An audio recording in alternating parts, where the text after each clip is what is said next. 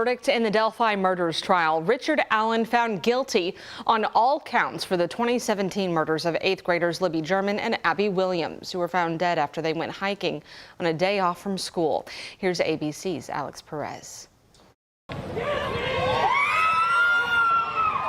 Cheers and relief outside the courthouse as the verdict was read nearly 8 years after the murders of 13-year-old Abby Williams and 14-year-old Libby German rocked this tight-knit community. We needed this. This is the day we were waiting. The jury deliberated for 4 days before finding Delphi local Richard Allen, a husband and father who worked at the CVS in town, guilty of murdering both girls in 2017. Abby and Libby were hiking on the Mononhai Bridge Trail in Delphi when they went missing. Libby's phone recovered with key evidence she recorded, images of their killer, police say, and his chilling voice.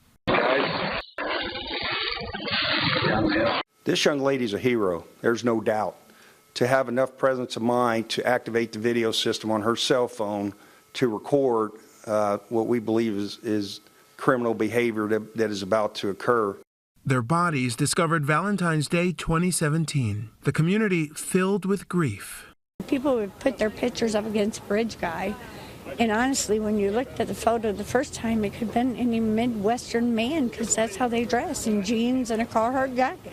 With no DNA or fingerprint leads, the heartbroken families waited as thousands of tips poured in. Directly to the killer. We believe you are hiding in plain sight. In 2022, a big break in the case. A volunteer clerk discovered a misfiled folder. Richard Allen had self-reported being at the trail at the time the girls vanished. Allen made more than 60 jailhouse confessions to the crime. His defense unsuccessfully argued in court that those were false confessions brought on by psychosis caused by solitary confinement, but the jury didn't believe it. Libby's sister Kelsey posting this photo of the girls after the verdict, saying, "Nearly 8 years, today was the day." And Richard Allen could face up to 130 years behind bars when he's sentenced in December. His attorneys aren't expected to appeal. His wife, as she walked out of the courthouse, said this isn't over at all. Alex Perez, ABC News, Delphi, Indiana. New here at noon, police in the Metro have launched a new investigation into an officer recently reprimanded for his actions during the 2020 protest. Officer Dustin Dean received a letter of reprimand for hitting a journalist with pepper balls during the protest over Breonna Taylor's death. He was also on desk duty for the last 3 years, which Chief Paul Humphrey considered part of his punishment. The FBI declined to charge Dean with any criminal or civil rights violations, and in a statement, the department says it's learned of new incidents that were not part of their initial investigation. The statement went on to say Chief Humphrey takes this matter seriously and is initiating an investigation into those incidents. The police department will provide an expedient review of the new allegations, and we're working to learn more details about the allegations here, and we'll keep you updated on air and online. Well, right now there is an investigation in Scott County, Indiana, after 2 young students came in contact with presumed meth on a classroom floor. It happened last Friday. Mark Slayton, the superintendent of Scott County District 2, said the students were taken to the hospital just as a precaution and released the same day. He also said canine units searched that school and found no other drugs. In a statement to families, Slayton said a safe learning environment is a top priority, and we will continue to work with our local law enforcement partners to seek answers to questions that still remain. There's been no information about how that meth may have gotten inside the school. We have far too much gun violence in this community, and so working closely with Chief Humphrey to continue to hire more police officers, working to crack down on gang violence that's happening in parts of our community. We're going to continue to do everything we can every day to reduce the amount of violent crime in our community. Louisville Mayor Craig Greenberg says he is working with Metro Police to crack down on violent crime. The mayor said they're working on different solutions to what's been a growing concern in the city for years.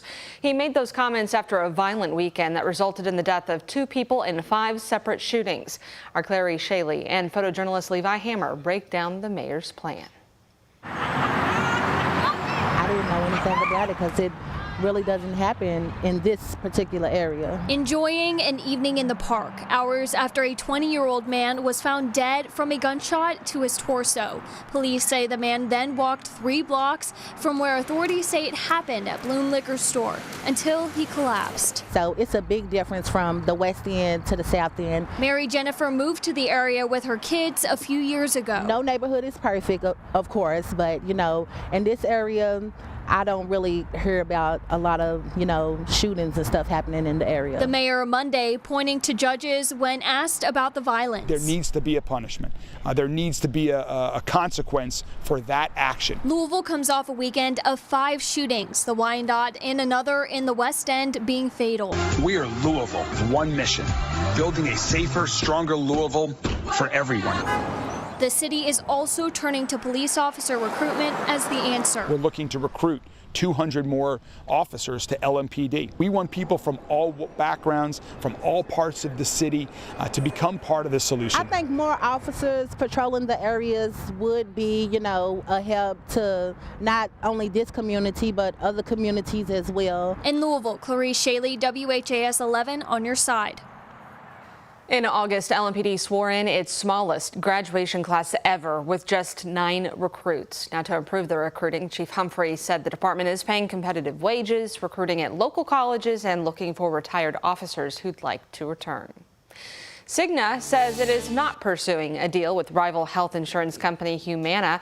Last month, reports said Cigna and Humana had resumed informal discussions about a potential merger. But a new release from Cigna says that is not happening, and moving forward will only consider acquisitions that are strategically aligned, financially attractive, and have a high probability to close.